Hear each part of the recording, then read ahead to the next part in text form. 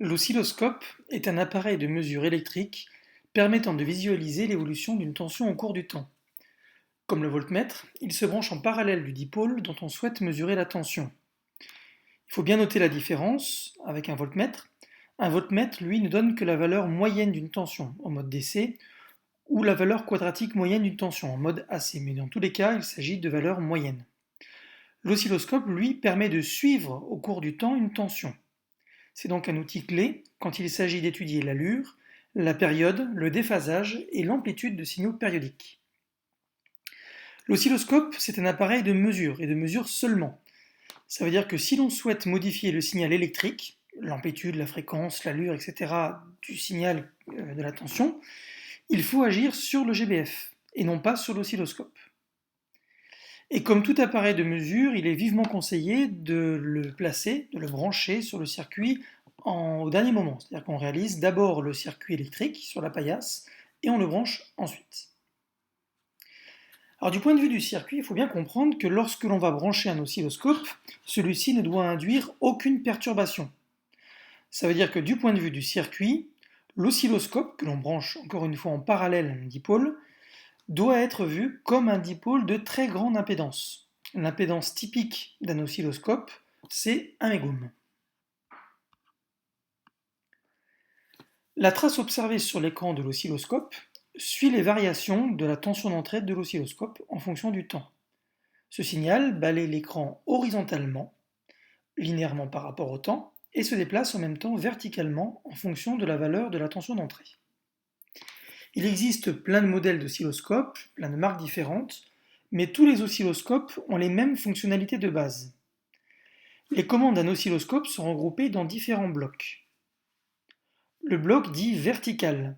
Il permet de choisir la trace ou les deux traces à suivre au cours du temps, de modifier le calibre vertical, c'est-à-dire le nombre de volts par division, et de déplacer verticalement le signal.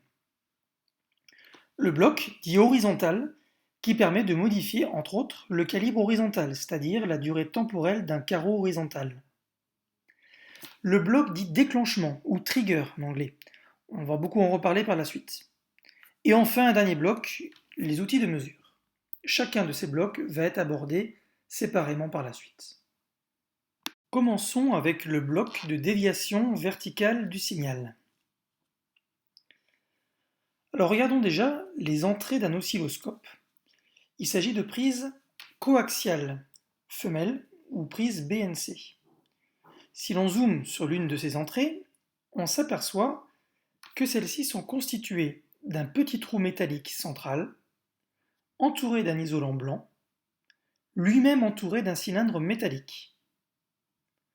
On peut venir brancher sous cette prise une prise mâle, constituée de deux éléments similaires, une pointe centrale métallique, une gaine métallique tout autour, les deux étant séparés par un isolant. Ce dispositif de câble dicoaxial présente en fait deux câbles en un, lame centrale métallique et la gaine extérieure.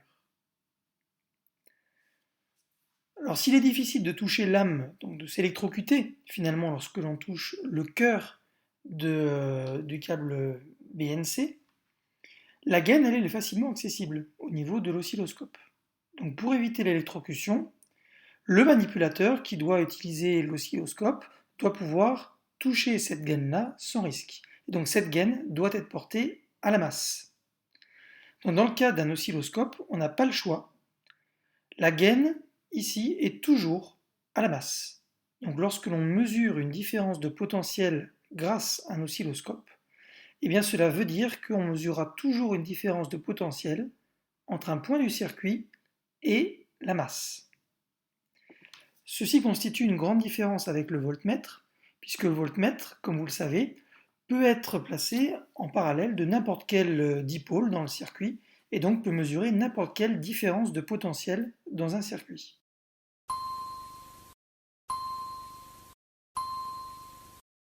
L'oscilloscope, encore une fois, suivra la différence de potentiel entre un point du circuit et la masse de celui-ci.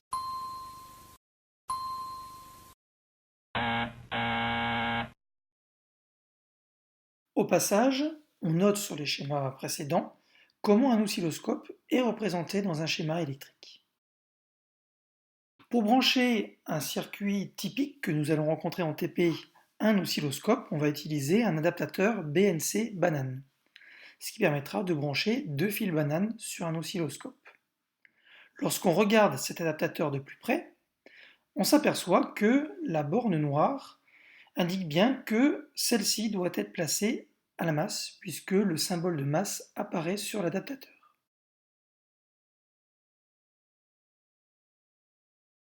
On veut observer un signal, par exemple sinusoïdal, sur la voie 1. Donc la première chose à faire, c'est, une fois le signal branché, de sélectionner la trace CH1 en appuyant sur le bouton CH1. Au passage, on remarque que si on appuie une deuxième fois sur le bouton CH1, ceci fait disparaître la trace. Dans le menu CH1, qui est sur le bord de l'écran, on a un onglet couplage qui permet trois choix: DC, AC ou GND. GND, ça veut dire ground, la masse. Alors en fait, le schéma de l'entrée de l'oscilloscope, le schéma électrique, est le suivant. On voit que les trois sélecteurs apparaissent, donc DC, AC ou GND. Si jamais le couplage choisi est GND, ground, on se rend compte que, peu importe l'entrée, finalement, le signal qui est envoyé à l'oscilloscope est un signal de tension nulle. On court-circuite complètement les deux bornes qui sont envoyées à l'oscilloscope. Alors ceci, ça peut être assez utile pour repérer la position du signal nul sur l'écran. Mais cette fonctionnalité, elle n'est pas toujours utile, puisqu'en fait, sur la plupart des oscilloscopes numériques, la position du signal nul, elle est repérée par une petite flèche qu'on peut voir sur la gauche de l'écran. Si maintenant le couplage est DC, alors on voit bien que le signal brut qui vient du circuit est transmis à l'oscilloscope sans transformation. C'est ce mode-là que nous choisirons dans la plupart des cas, le signal est envoyé tel quel. Si maintenant le couplage est AC, alors un condensateur est intercalé entre l'entrée et le reste de l'oscilloscope. On en reparlera plus tard en TP, celui-ci agit comme un filtre passe-bas, qui coupe les basses fréquences. Alors pourquoi couper les basses fréquences? Tout simplement parce que la fréquence la plus basse qui peut être susceptible d'être retirée, c'est la fréquence nulle, qui correspond à un décalage vertical du signal. On parle de composante continue. C'est-à-dire qu'un signal, par exemple sinusoïdal, peut avoir un décalage, et si on le passe derrière le filtre passe-bas du couplage AC, on retrouve un signal sinusoïdal qui n'est plus décalé. Il est symétrique par rapport à 0. Alors ce mode peut être assez utile pour retirer la composante continue, bien sûr, mais il peut être problématique. Parce qu'un filtre passe-bas, ça coupe les basses fréquences. Ça coupe pas seulement la composante continue, mais ça peut couper les fréquences basses du spectre du signal. Et ça peut déformer un petit peu celui-ci. Dans la plupart des cas, on choisira le couplage DC. Celui-ci est brut et permet d'observer le signal tel qu'il est sorti du circuit. Un oscilloscope permet de suivre une tension au cours du temps. Un spot part alors du bord gauche de l'écran, parcourt celui-ci et sort par le bord de droite. Au cours de cette traversée, la tension suivie par l'oscilloscope va varier et donc le spot va aussi se déplacer verticalement. Le spot balaye l'écran à une vitesse réglable. On peut lui demander de traverser horizontalement plus ou moins vite l'écran. Ce choix, c'est ce qu'on appelle le calibre horizontal ou la base de temps, c'est-à-dire la durée nécessaire pour traverser un carreau. Une fois l'écran parcouru, le spot repart de la gauche et traverse à nouveau celui-ci. Alors quelle base de temps choisir? Avant de choisir sa base de temps, il faut avoir une idée de la période du signal. Par exemple, un signal de fréquence 1000 Hz a une période de 1 sur 1000, c'est-à-dire 10-3 secondes, c'est-à-dire 1 milliseconde. On prendra ainsi une base de temps de l'ordre de la fraction de milliseconde pour pouvoir observer correctement l'évolution du signal. Ce petit calcul de tête doit être systématique. Il n'est pas pensable de se lancer dans une observation sur un oscilloscope si on n'a aucune idée de la durée typique du signal que l'on veut observer. La plupart du temps, le signal à visualiser est un signal périodique. Et ce que l'on voit à l'écran, En fait, c'est la superposition des traces produites au cours des balayages successifs. Or, à la fin du balayage de l'écran par le spot lumineux, celui-ci repart de la gauche, avec une tension qui n'est pas forcément celle qu'il avait la première fois lorsqu'il est parti de la gauche vers la droite. Cela signifie que chaque balayage correspond à une courbe qui est potentiellement décalée par rapport à la courbe précédente. Ce que l'on peut bien voir ici à vitesse faible. À grande vitesse de balayage, ce qui correspond à des grandes fréquences de signaux, on a la sensation d'une figure glissante, qu'on n'arrive pas à stabiliser. Et bien sûr, on ne peut pas travailler avec une telle courbe qui n'est pas stable dans le temps. La solution, c'est de dire à l'oscilloscope d'attendre un petit peu que le signal reprenne la valeur qu'il avait au début du balayage précédent. Lorsque ceci se réalise, l'oscilloscope déclenche le balayage. Et vu que la trace part du même endroit où elle était la fois d'avant, il parcourt l'écran en suivant en quelque sorte le même chemin que le premier balayage. La deuxième courbe est superposée à la courbe précédente et on a une sensation de courbe stabilisée. Cette fonctionnalité de l'oscilloscope, c'est ce qu'on appelle le déclenchement ou la synchronisation ou trigger en anglais. Trigger, ça veut dire la gâchette, c'est-à-dire celle qui va permettre d'appuyer pour déclencher le nouveau signal. Alors ce déclenchement, il se règle dans le bloc trigger. La synchronisation, eh bien, elle doit se faire en respectant plusieurs règles. Tout d'abord, il faut lui dire sur quel signal synchroniser. Ah oui, a priori, l'oscilloscope ne sait pas si on veut synchroniser sur la voie 1, sur la voie 2 ou sur un autre signal. D'ailleurs, on peut remarquer qu'il y a une troisième entrée sur l'oscilloscope, external trigger, c'est-à-dire l'oscilloscope nous laisse la possibilité de mettre un troisième signal, par exemple signal venant d'un autre GBF ou d'une autre partie du circuit, et de déclencher sur ce signal-là. Donc ici, on va lui dire de déclencher sur le signal 1. Donc ceci se fait dans le menu Trigger. Deuxième point, il faut lui dire à quel niveau du signal, à quelle tension il doit partir. On appelle ça le level en anglais ou le seuil de déclenchement. Ceci se règle à l'aide du bouton Level qui se trouve dans le bloc Trigger et on peut voir sur l'oscillogramme une petite flèche qui indique le niveau que doit atteindre le signal pour repartir pour un autre tour. Alors au passage, on va noter que pour les oscilloscopes Tektronix, ceux que nous utilisons en TP, le level, lui correspond à la position du signal au centre de l'écran. En tout cas, on voit bien que si on déplace verticalement ce déclenchement, ce level-là, eh bien la courbe au centre de l'écran se retrouve à une tension différente. Et dernier point, il faut dire au signal sur quelle pente il va déclencher. Ah oui, si on lui fixe une tension seuil, par exemple disons 0,5 volts, eh bien notre signal sinusoïdal va pouvoir traverser le 0,5 volts en montant ou en descendant. Et ça, ça veut dire qu'on a une chance sur deux de se retrouver dans le même sens que lors du balayage précédent.